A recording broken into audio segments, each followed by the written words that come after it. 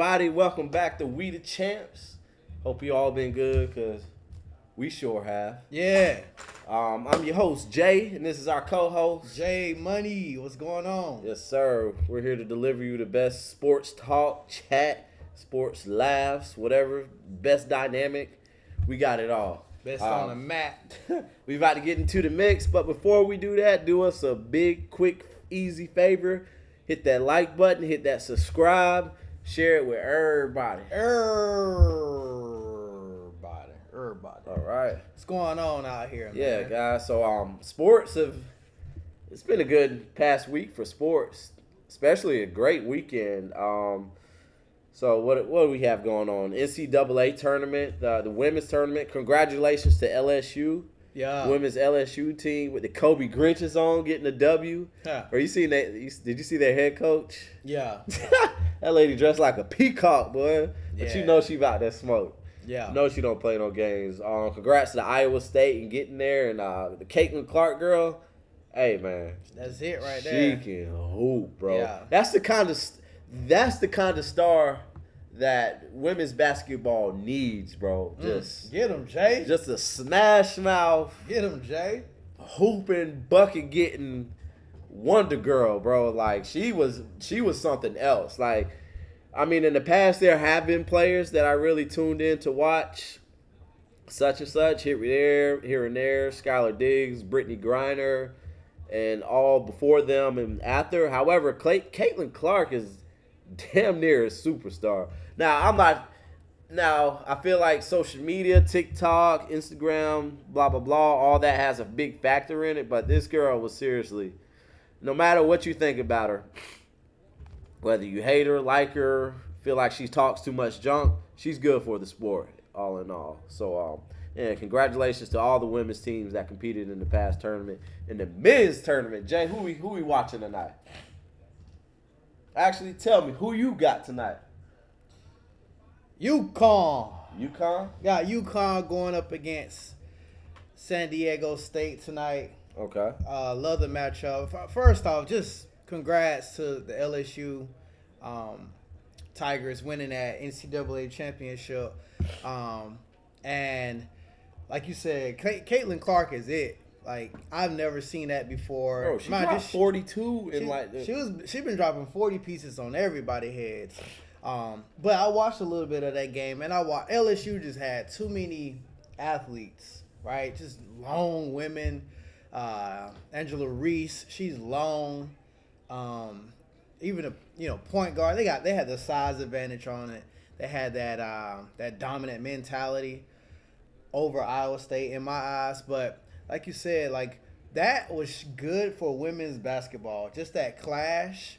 The clash of two cultures, right? And the social media mix. We're not gonna get into that. Other than that, the other girl was talking junk too, right? Yeah, they both were talking trash. We're not gonna get into that mix though, because they made it something completely different other than basketball. But that was good for the sport of women's basketball. So shout out to women's basketball coming on the map, bro. Right. That's all I wanted to say. So for this game tonight, oh yeah, UConn. I think bro? All right, I checked out the spread. What was the spread? I looked yesterday. It was like not sure. 1. UConn is favored by I believe it was 8. A lot. But you know what? They've won every game by double 7. digits. 7? Minus 7. Okay. I thought it was 8. UConn been smashing their opponents. Yeah. And why is no one talking about UConn? You notice that? No one is talking about UConn. UConn is just. I only heard one thing about UConn. And that was Sweet 64. Is that what they call it? Sweet 64? Is that what they call it? That's the 60. That's the beginning, right? That's the beginning. The Sweet 16. That's Sweet 16. What's the 64 called? Nothing. Just the beginning of the tournament. All right. Just the bracket, boy. I haven't heard. Hey, they call it the first round. So I haven't heard anything about UConn since the first round. And you want to know what I heard? Yes. They said that's the best team in the tournament. That's what they said. And I guess that went over everybody's head because nobody said anything about UConn. We talked about Florida State. We talked about San Diego. We talked about Miami. UConn just busting everybody in the mouth. Now, So I mean, I've been keying in much like everybody. That's My pick at the beginning of the bracket was UCLA. Mm-hmm. More so because that's the team I seen play the most and I knew the most about. Uh-huh. However, when I saw UConn take out Gonzaga the way they did, that's when I was convinced. I'm Same like, here. oh, okay. Same That game here. was a wash. They just put them through the little thing. Like that. You know what I'm saying? Yeah. With the little bucket in the Yeah. water on Tom and Jerry. Boy, they said, just wash their ass up. I'm Yeah. like, oh, goodness. Yeah. All right. This is a tough team right here. Yeah. And just looking at UConn's culture or their past history, that's Yeah. a trend. Not really. I mean, it can't relate too much to what they got going on now.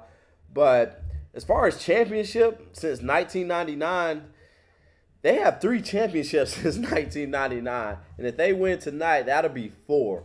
Oh. And who's really keeping track of that? That was a startling stat to me. That They keep this the could track. be there. They definitely are keeping track. So this is almost They fly under the map somehow. yeah, they do. This is It's almost like this is an expectation for Yeah. the team at the beginning of the season to win the ship. They run a good basketball program in University of Connecticut. Oh, and the right? women's team The was women's dominant is good too. Great For a too. Wow. They For didn't a lose while. for a while with Yeah. Gene Chizik as the head coach. Yeah. So yeah, UConn is back in that thing.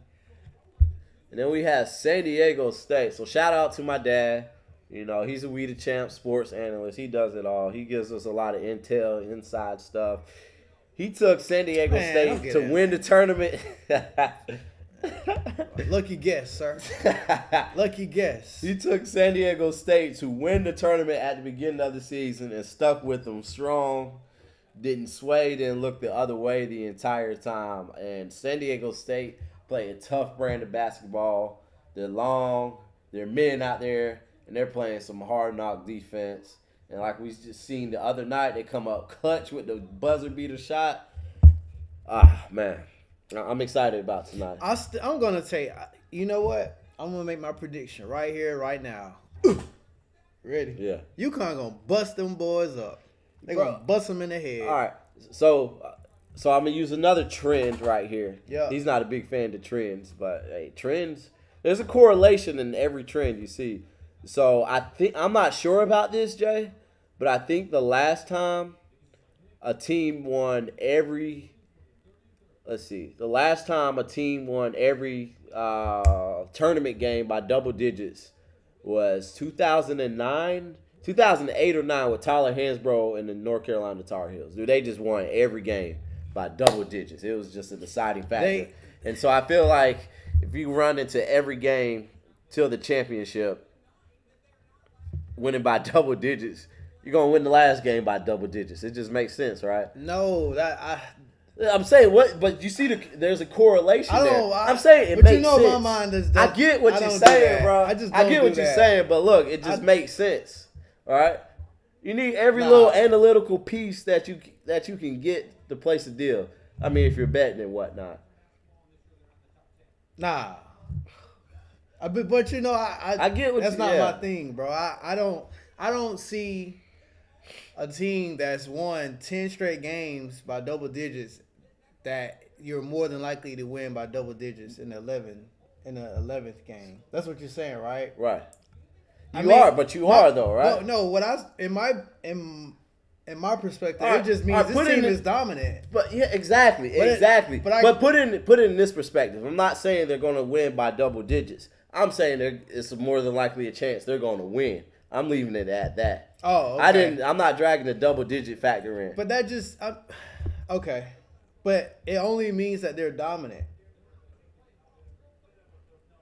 So like they're the- more like likely, but if they're dominant, they're more likely to win. Yeah. All right, that's it. That's not a trend though. They're just really good. That's a trend and it's a correlation. Like we've seen before, this North Carolina team with Tyler Hansbrough, Ty Lawson, Danny Green, they won every championship. They won every tournament game up until the championship game by double digits.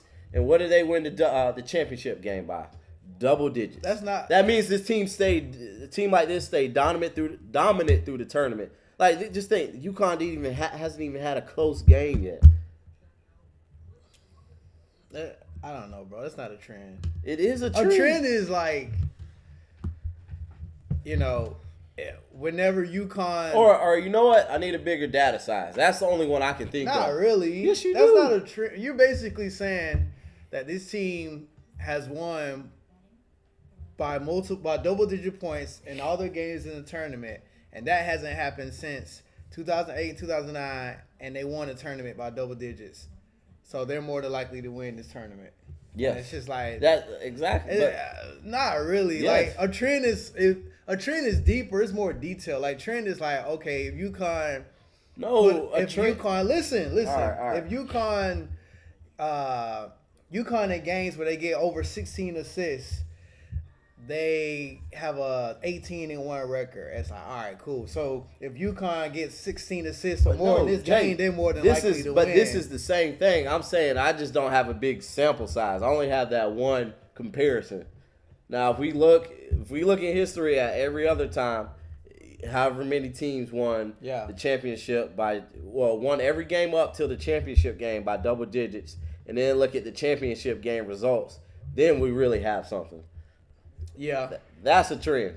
That's a deep looked into trend. It's definitely less likely to happen because in college basketball, the talent level isn't that far off, especially once you get like an Elite Eight, Final Four, right, to the championship round. These teams are a little not too far from each other, but you see UConn just had some notches above these other teams. And I also, to add on to that, I believe UConn has played more talented teams than the San Diego State. What are they? The Aztecs? They're the Aztecs. Man, I'm just kidding.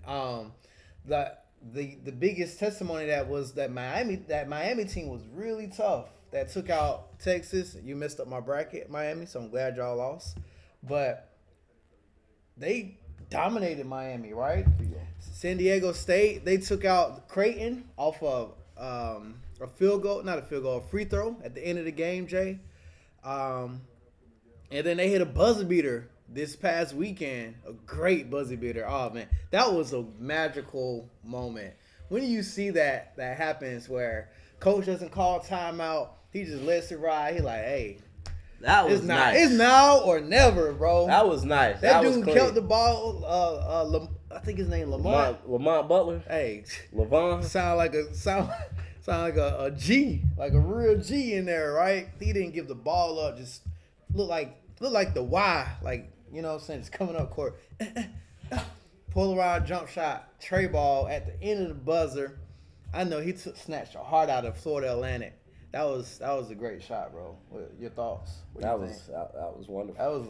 That was really cool. No, but net. It was like, and then the emotion. That's honestly, that is my favorite part of sports, bro. Right.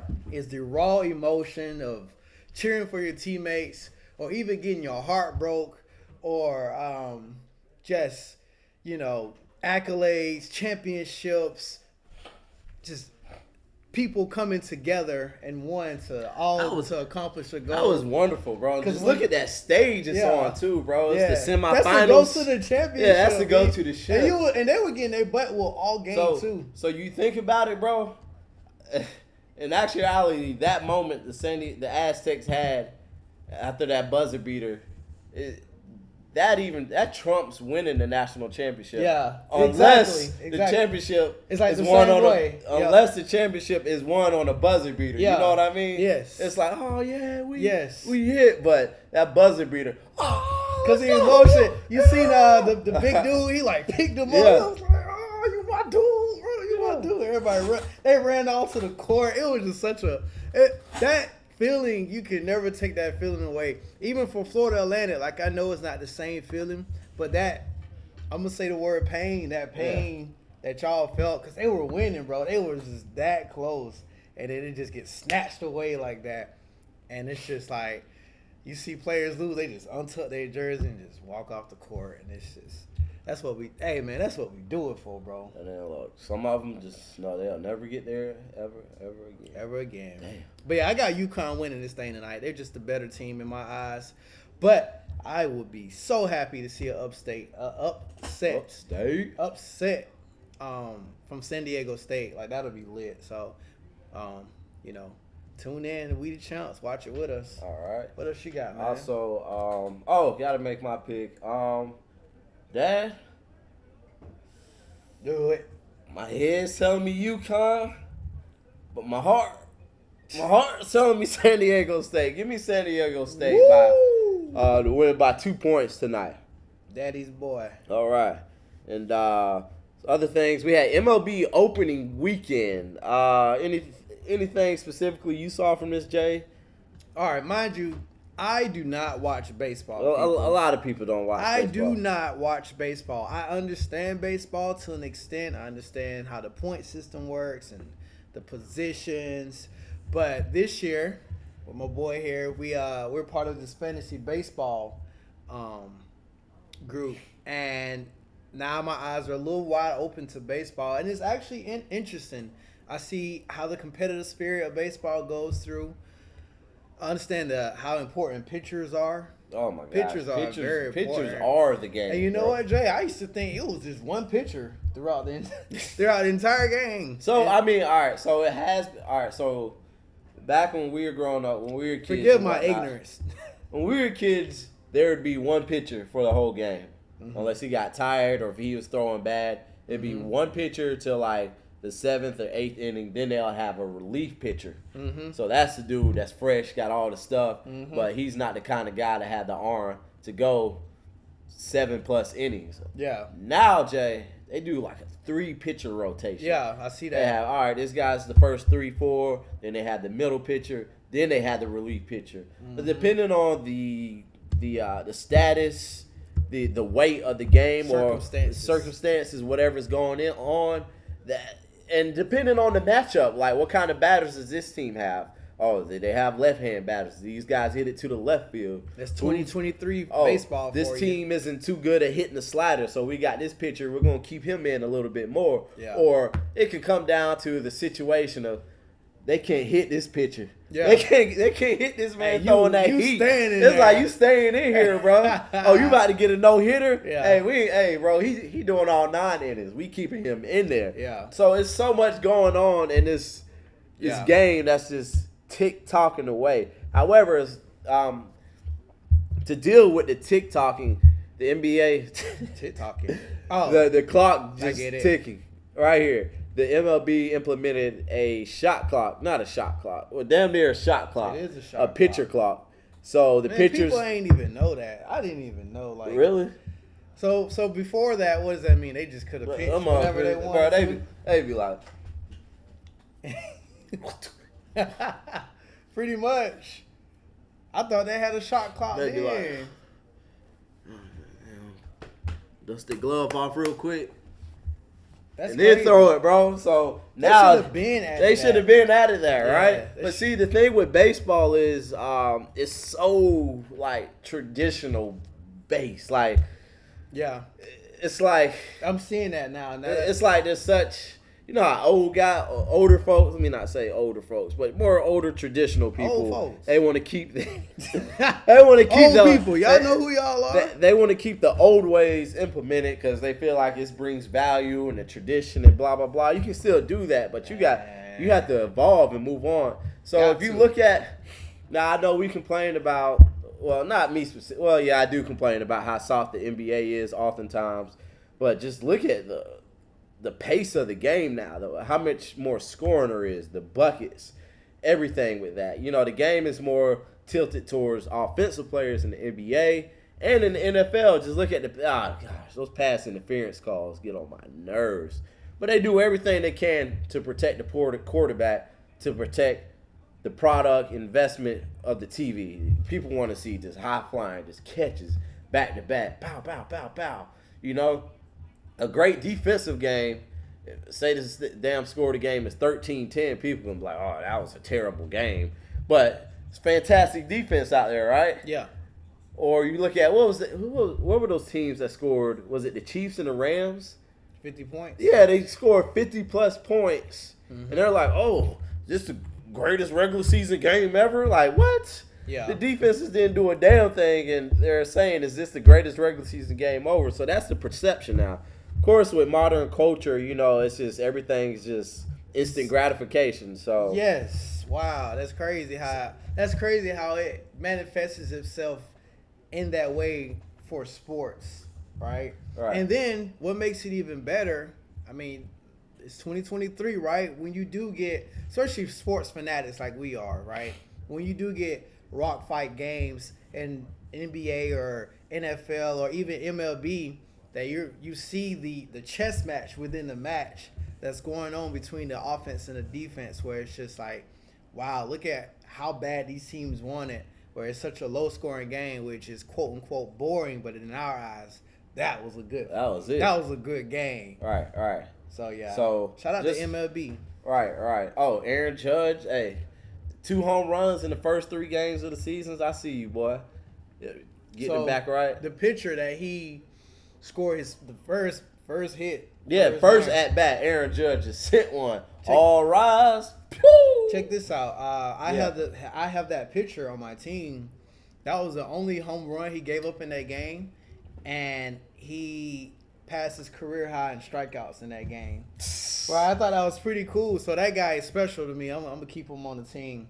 But yeah, baseball's interesting. The competitive spirit. I'm looking at how some players are like offensive juggernauts. There's one guy, he's like steals bases, like he's a steal base maestro. Like he steals bases and scores a lot of points. Mm-hmm. But his downside is he kind of has blooper moments, in key parts of the game that kind of,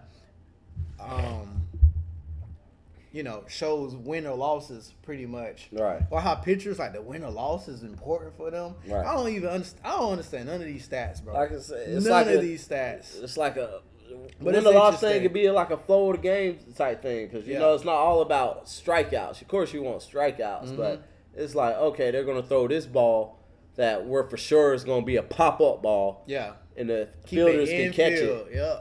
Or a pop up ball to the outfield. Or okay, this one's just gonna be a dirt ball, a ground ball. Get it from third to first base just like that. It's pretty cool. So it's all kinds of different strategies. So I'm getting into that baseball. And here's a few numbers for you. So compared to last season, the first 4 games of the season, this year, the average game time was 2 hours and 38 minutes. Compared to last season's first 4 games, was 3 hours and 9 minutes. So that's a decrease of 30 minutes in the game. Batting averages are up about 10% all across. And stolen base rate, so they went for 43 last season, and they converted. They stole 29 out of 43 stolen base attempts, and this year it significantly increased, went up 50%. No, 100%. Damn. So out of 84 stolen base attempts in the first 4 games of this season, they converted or stole 70 bases. So that's 83% to 67% from last year. So you see the huge uptick in offense. Yes, and there were 40 pitch violations. So when you get a pitch violation, that's a automatic ball for the runner. So it's like, okay, you just threw an outside ball. So pitch clock violation. Mm-hmm. That's when they run out of time clock. And just think about that, bro. That's just going to lead to more mistakes. And just picture this in like postseason Maybe games. that's why the uptick is higher on stealing base, because now you have to worry about. Yeah. Wow, look at just that little, not little, but that part implemented into the game has damn near changed the whole pitcher's job in a sense, right? And just imagine the timing, the IQ. Imagine the pressure this is going to put on the pitchers in postseason games. Say it's like 4-3, the top of the 9th, bro. Woo. You got Aaron Judge up the bat. You're trying to figure out what to do. Pitch clock violation. What? Pitch clock violation. Somebody stole from first, second. And we're not just looking at the numbers right here. We're looking at the psyche of the pitcher now. Yeah. Like, goodness gracious. It's time to separate the men from the boys. Oh, my God. Yes, sir. But definitely, man. The boys with the rocket arm throw 100 miles per hour. You got to know what you're doing out there now, boy. So, folks, definitely tune in to some more baseball. That's pretty cool. If you're a typical fan. I like shit like that. Right. Like that. Make it harder. Bring that competitive edge out. You know what I'm saying? So yeah, so if you were a previous fan or if you've always been a fan of baseball, definitely check it out. Or at least give it the last 3 innings. You know, that's where a lot of the action is going to happen at. There you go. Good tip. And if you haven't ever been a fan of baseball, just go to a baseball game. Check it out. See what it's about. Take me out to the ball game. Yeah, that's going to be a while before that happens for me. Bro, we got the AAA stadium right up the street. We're going to definitely pull up the one. All right. So moving on. Hey, the NBA.